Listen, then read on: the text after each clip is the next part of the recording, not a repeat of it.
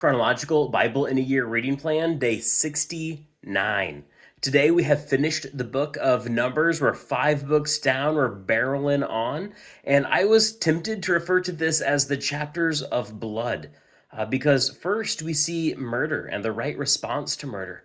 God tells the people that blood defiles the land, and we know he's not talking literally because he says, unless it is redeemed by the one it was shed against. We're talking about this the symbolic, the spiritual sense that, the people are not to be committing violent crime against one another, but yet God creates these cities to protect those who do so in error. He's like, hey, if you committed manslaughter instead of murder, here's an opportunity to find redemption. And even then, there's like all these weird states of like until a high priest dies, and it's wild, and it'd be fun to dive so much deeper into if we had some long form content. And then it goes into inheritance and how they were worried because God gave permission for the woman to inherit the land. And they were worried that if a woman inherits and she marries a man of another tribe, at the year of Jubilee, would that land go from tribe A to tribe B, and could a tribe eventually be married out of existence?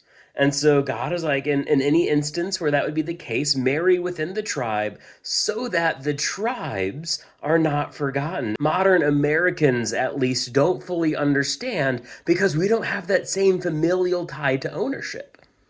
But for Israel, the 12 tribes were so crucially important that God gave them a structure to ensure that all 12 would survive so long as they followed the commands of God. I'm excited to jump into the era of kings in a couple books here because we're going to see that the people don't do a great job. In fact, the kingdom of Israel is going to split into two kingdoms.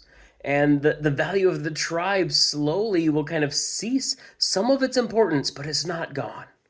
Even in the New Testament, we see some of the Jewish writers know their tribe. They know, where do I belong? To whom do I belong? That's not something that was ever fully removed from that identity. So I'm excited to see what comes next as we enter Deuteronomy. But until then, God bless.